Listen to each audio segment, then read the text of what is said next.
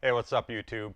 Sorry I missed last week. I was kind of still recovering from Tinley and just trying to get reorganized here and also trying to get some new pictures for new snakes on the website. Um, but I've got some really cool stuff hatching yet. I'm probably about 80% of the way finished hatching for the season, so still a lot of cool stuff coming out yet. Like every clutch it hatches is different than the one before, and so many cool things. So today I'm going to show you some double recessive stuff that I just hatched out. This first one is from a Taupino Enchi Clown to an Albino Enchi Het Clown. So we got some pretty cool stuff in here, and you'll see these guys look all very different from each other. See, some of them came out pretty pale looking like this. This has happened quite a bit from this particular breeder male that I have. But this is an albino het clown. Well, I should say it's either an albino or a Taupino het clown. Albinos and Taupinos basically look the same when they first hatch, and then as they start to grow, the white turns to lavender on the Taupinos. So right now, this one just looks like an albino. But if the eyes get a little bit darker, like a darker red, and then lavender starts forming in there, then I'll know that this is a Taupino. And she is 100% het for clown. Okay, the next one, you'll see a very different look here. This is an Enchi albino or Taupino het clown. And I'm going to say this one's probably a Taupino, but again, we won't know for a few weeks yet. We'll see if it starts getting lavenders in where the white is here. But just look at the difference in color between those two animals. And Enchi alone doesn't change the color that much either. Okay, then we have an incredibly high contrasted Enchi, or sorry, this is just a regular albino or Taupino clown, no Enchi in this one. Really, really nice colors, typical clown face on this one. So my goal with the clowns is to add as much contrast and color to them as possible. A typical albino clown isn't honestly a fantastic looking snake as an adult. It's kind of hard to see the clown pattern in some of them. But the Enchi definitely gives it a little bit sharper of a pattern, and then I'm working on adding other genes in it to further increase the contrast.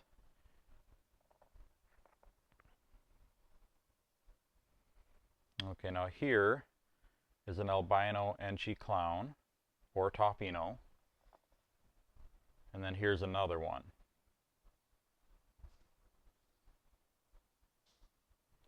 And then the last one is a super Enchi albino or Taupino clown. Look at that really reduced head. It's really reduced pattern overall. I think it might actually be hard as this one gets older to tell if it's an albino or a Taupino. Hopefully the eyes will tell me one way or the other. But really, really cool clutch, and crazy all the different colors in this clutch. These should not all look so different from each other, at least color-wise. Pattern, they can be pretty similar. Okay, so that's all I have from that clutch. Okay, the next one I have here is, this one is really highly anticipated clutch for me. This is from a pin-pied het lavender, so pinstripe pied het lavender bred to a dreamsicle. Okay, and first couple of them, nothing too great to look at. I mean, I guess pieds are still pretty cool to look at, but nothing too uncommon. And then we got a couple of pinstripe pieds, and I believe all four of these ended up being male, which isn't ideal, but I like a more evenly split ratio, or heavier on females is better. Okay, I'm going to put these guys away. And then we got this pretty big clutch.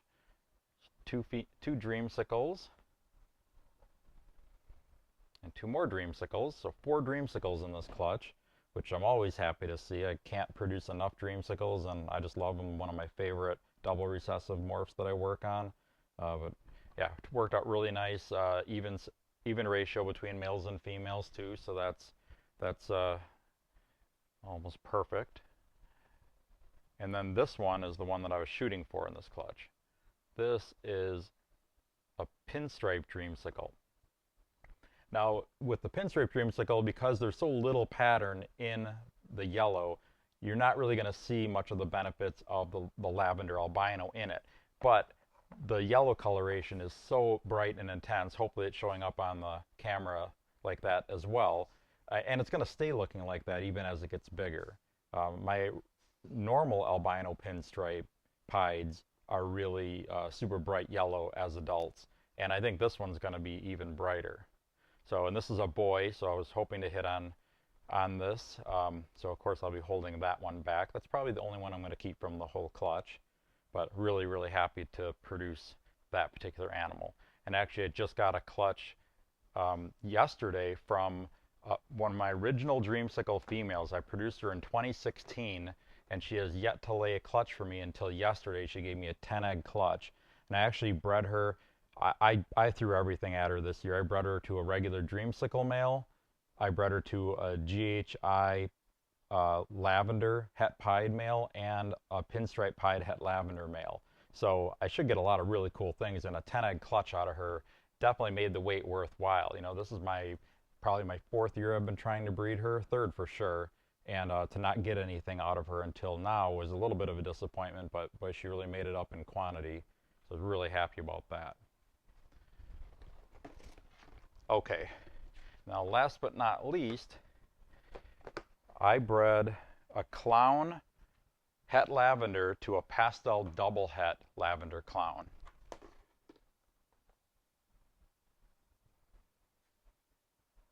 There's a really nice lavender, so that's 100% het clown. Here's another one. These guys just hatched a few days ago, so this one actually hasn't even shed yet. This is a pastel lavender here. And this is a normal lavender. The pastels have really white heads. Normals have the typical, deep yellow blushing on the head. Okay, then here is a normal. So this is 100% het clown and 66% possible het lavender. And then I got a couple of clowns that are 66% possible het lavender. And now that genetic testing is available, I might actually just hang on to those and have them tested to see which ones are het lavender. Here's a really cool looking pastel clown that's also 66% possible het lavender. So this is 1, 2, 3, 4, 5, 6. So I had 7 babies in the clutch, and statistically 1 out of every 8 should be a lavender albino clown, and that's the name for that is called the Grail. And here it is. So that's a lavender albino clown, or Grail, and it's a female. Of course I'm going to keep her because you guys know me, I like to keep things. But this is only my first chance I've ever had to produce one of these, and I actually have 2 more clutches incubating right now, so hopefully I'll hit on a male. But if I don't, I'll be happy with just having a female. Maybe I'll have another female, who knows. But anyway, really, really happy about this.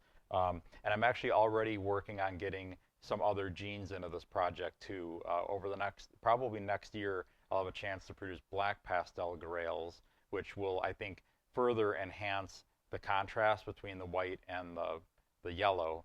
So, I'm really working on trying to figure out a way, just like with the albino clowns, I'm trying to figure out ways to keep the contrast of the clown pattern so that you can see it even as an adult. All right, so that's all I have today. Hope you guys enjoyed that. I know I certainly love these guys that have hatched out. I've got so much more stuff coming out, so make sure to like and subscribe, please. And also make sure to visit my website, royalconstrictordesigns.com.